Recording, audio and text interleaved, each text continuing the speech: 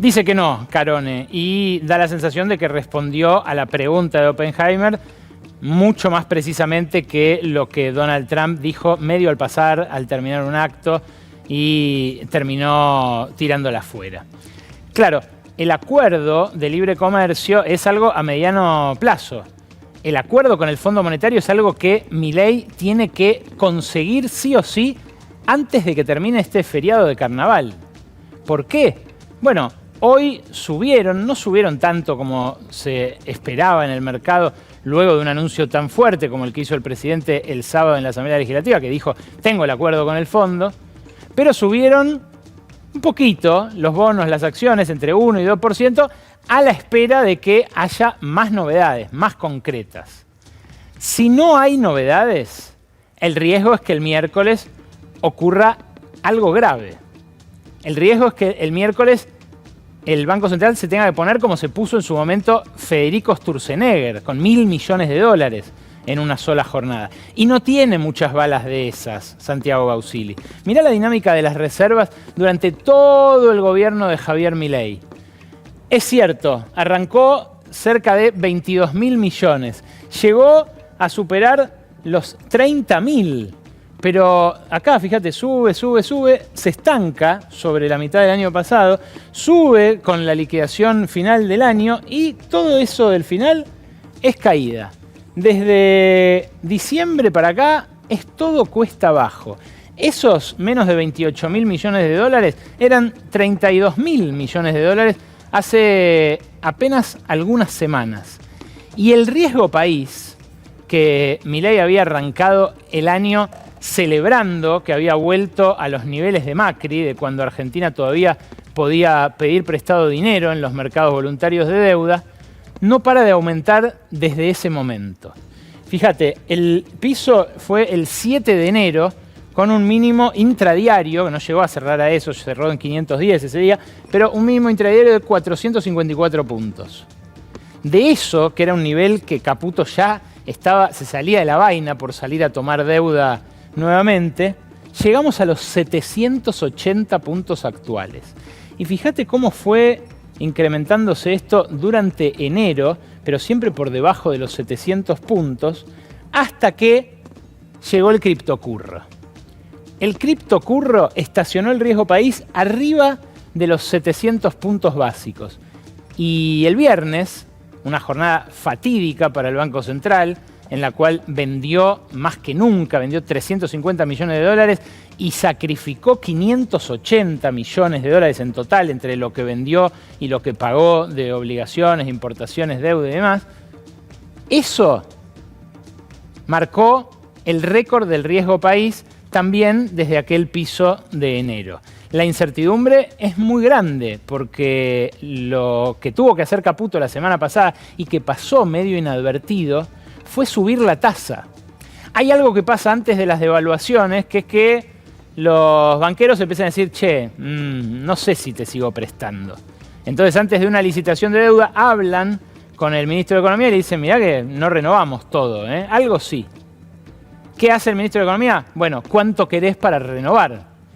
Y Caputo tuvo que poner un aumento de las tasas de interés. Un aumento de las tasas de interés que llevó la tasa efectiva mensual al 2,5%. Y claro, si el gobierno le asegura a los acreedores una tasa efectiva mensual del 2,5% y a la vez les asegura que el dólar no va a aumentar más del 1% mensual, ¿qué está haciendo? Le está faltando el camino a la bicicleta financiera.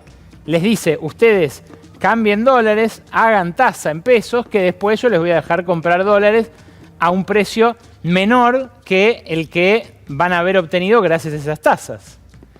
Esa no es ninguna novedad, fue la apuesta de la tablita de Martínez de Oz y es la apuesta de la tablita de Bausili y Caputo. Y las consecuencias sobre el aparato productivo son las mismas. Los 250.000 puestos de trabajo formales que se perdieron, las 12.000 pymes que cerraron, el reparto de la rentabilidad, de la plusvalía, diría en términos más teóricos, entre distintos sectores de la economía. Bueno, todo eso está ocurriendo mientras Milei se ata a un Donald Trump, insisto, cada vez más voraz.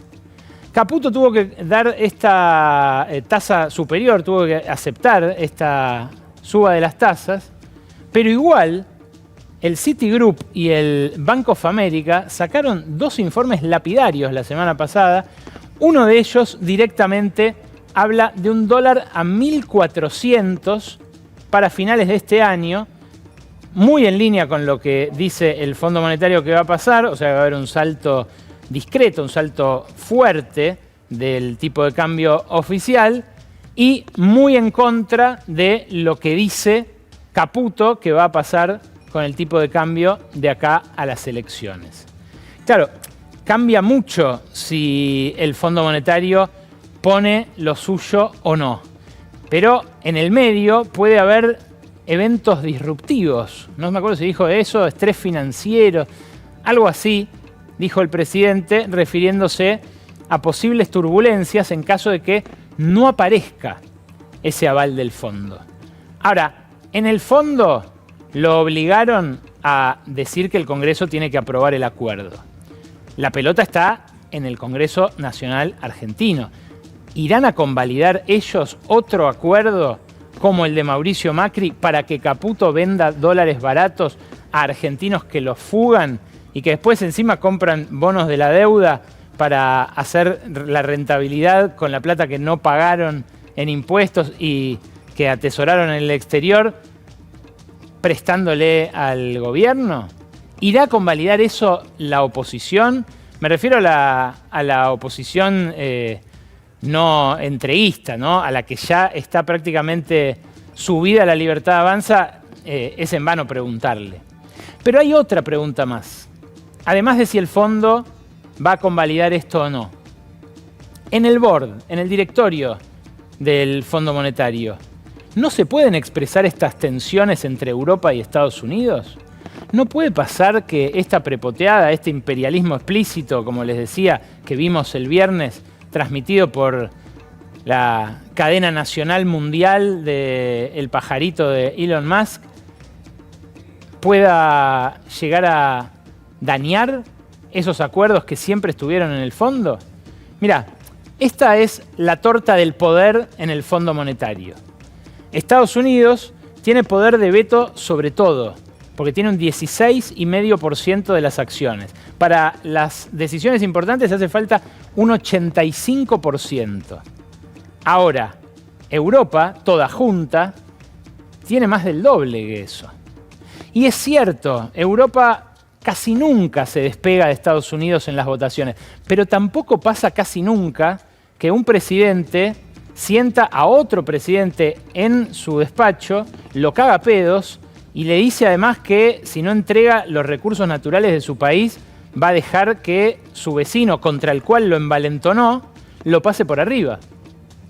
¿Qué va a pasar con los votos de América Latina? ¿Qué va a pasar con el voto de Japón? ¿Qué va a pasar con los votos de China y Rusia en ese contexto? Porque Javier Milei puede apostar todo a ese Trump voraz, creyendo que a él no se lo va a cobrar, como le está queriendo cobrar a Zelensky. Pero no es el único actor en el Fondo Monetario. Y en el Fondo Monetario, como les decía, se quemaron con Macri, ven a Caputo y lloran.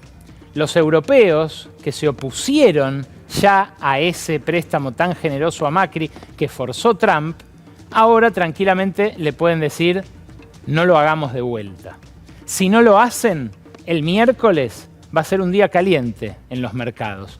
Pero si lo hacen, vamos a ver qué pide a cambio ese G7, ese Salón Oval y esos líderes europeos en un contexto en el que nadie regala nada, menos a un bufón que acerca la motosierra.